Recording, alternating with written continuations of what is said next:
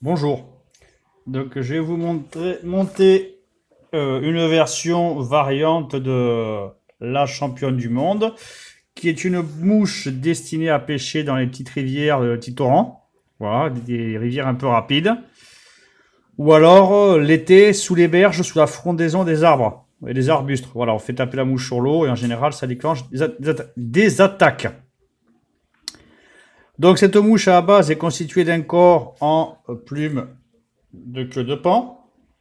Elle est montée sur un hameçon courbe, donc on peut utiliser des hameçons de 12 à 16, voire 18, suivant la taille des insectes que vous avez sur vos cours d'eau.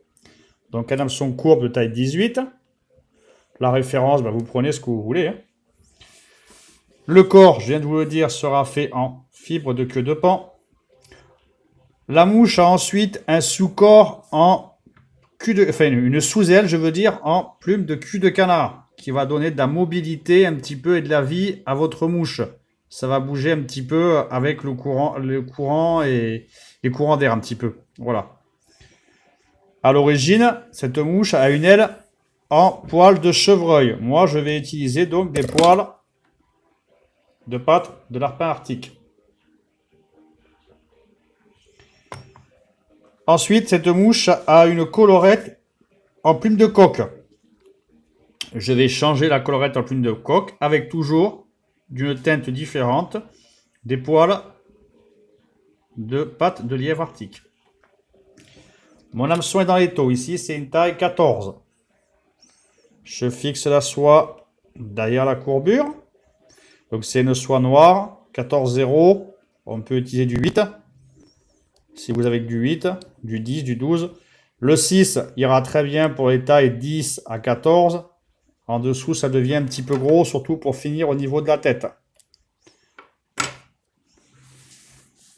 Donc, je prends 3 fibres de queue de paon.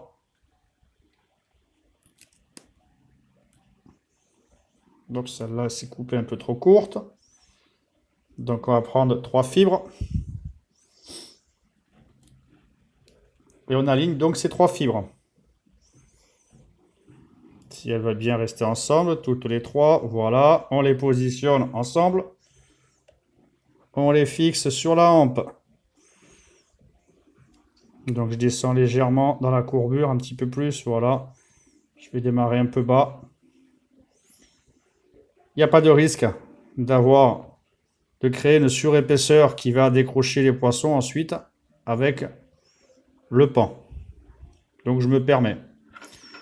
Je coupe l'excédent. Donc je suis remonté, j'ai gardé de la matière pour garder un corps équilibré. Voilà. Je laisse ma soie de montage en attente. Donc si vous avez de quoi le fixer en attente devant, vous utilisez. Ça dégage un petit peu votre espace de travail. On prend les fibres de paon, on les twiste. Enfin, on les vrille, on fait une micro-chenille. On fait attention de ne pas accrocher la pointe de l'hameçon. On démarre bien au bas de la courbure. Et on enroule. On serre les enroulements pour faire quelque chose de compact. Avoir un corps bien dense. Et de temps en temps, on s'arrête. Et on vrille. On ne va pas trop vriller, on ne va pas exercer une tension trop forte sur ce matériel qui est quand même fragile. Donc c'est pour ça qu'on s'y reprend à plusieurs fois pour vriller.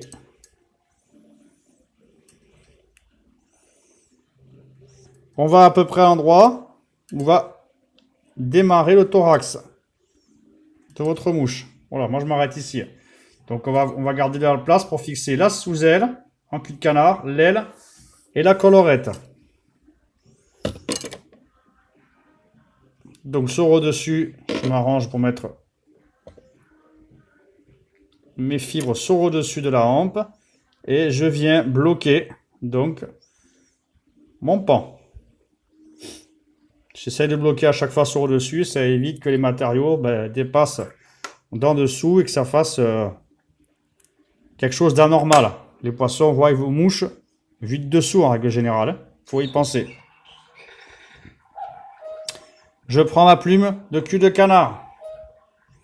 Je la pars pour mettre les fibres parallèles au rachis. Et je prends sur un des côtés les fibres.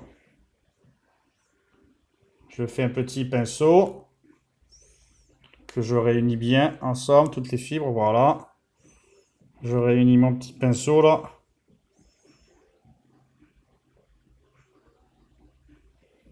Comme ceci.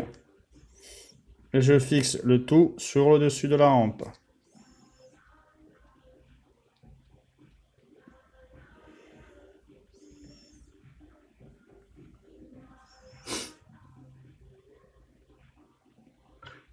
Donc j'ai coupé ce qui est sur le devant, qui ne me sert à rien là. Hop. La densité, je vais en mettre un petit peu plus. Donc on reprend un petit peu. Pas en mettre de trop, mais suffisamment pour donner un petit peu de volume et de mouvement dans votre sous-aile. Voilà.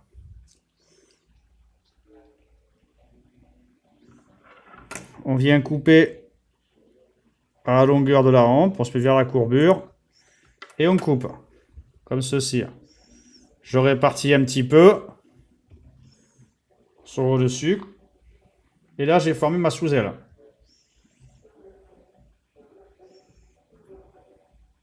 Donc le cul de canard est une plume qui est très mobile, enfin les fibres sont très mobiles. Sur ma patte de lièvre de la partique, je vais aller à l'embout là, au bout, où les poils sont un peu plus longs. Je vais prélever donc en tirant dessus une fibre, un pinceau de fibre pour figurer l'aile. Donc je coupe pas au ciseau, j'arrache. On arrache un pinceau. Tac, ça c'était le ciseau. Il n'aime pas tomber par terre. Donc vous voyez, j'ai coupé, j'ai égalisé la base. Là, je tourne entre les doigts, voilà mes fibres pour égaliser, pour avoir quelque chose de joli. Je positionne les poils de façon à ce qu'ils dépassent légèrement le cul de canard. J'enlève un petit peu la bourre qu'il pouvait y avoir. Je garde ça. Ça pourra toujours se mélanger dans le dubbing. Et on fixe en serrant bien le tout. Voilà. On va couper ce qui est devant, l'excédent.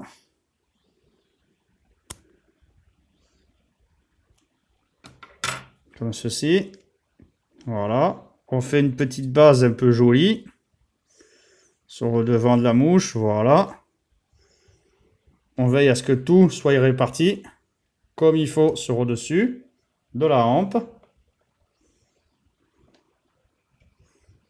Voilà.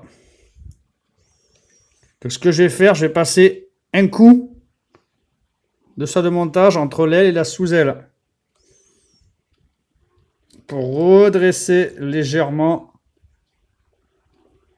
mon aile et avoir une pseudo séparation entre les deux. Maintenant on fait une boucle à dubbing.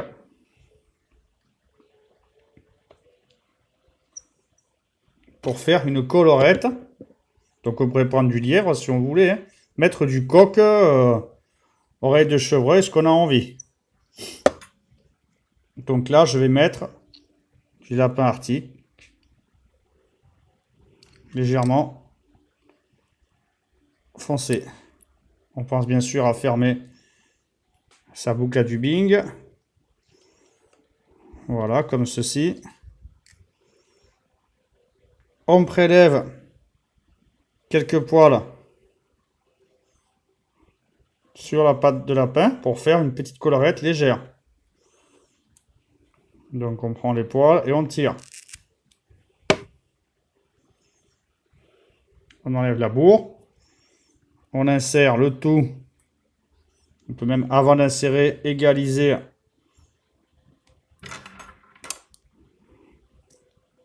comme ceci. Et on vient insérer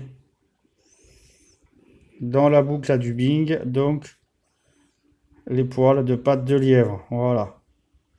On les répartit, ça sera plus joli. comme ceci, et on twist. On obtient une pseudo-colorette. Et là, on réalise la collerette. Toujours pareil, on renvoie à chaque enroulement les poils à l'arrière.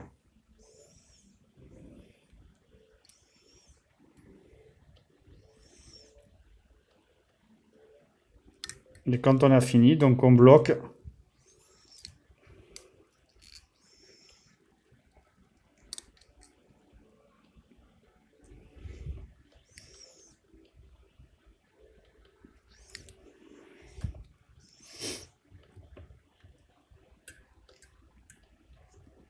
On bloque le tout. On coupe la collerette. Je vais avoir une tête qui va être énorme. Et on forme une petite tête et un nœud final.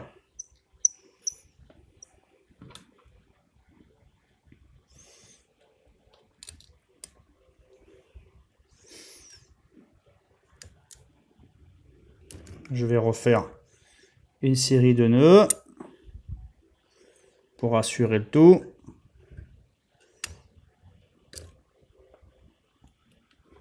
On vérifie que tout tienne, c'est bon. Et on coupe. Hop. On ramène des poils de la collerette vers l'avant en peignant un petit peu avec le pouce et l'index. Voilà, comme ceci. Et on a figuré des pseudopattes sur votre mouche. Voilà. Donc c'est une mouche qui fait un peu bouchon, qui est pratiquement insubmersible et qui est bon en début de saison dans les courants. Enfin toute la saison, hein. Voilà.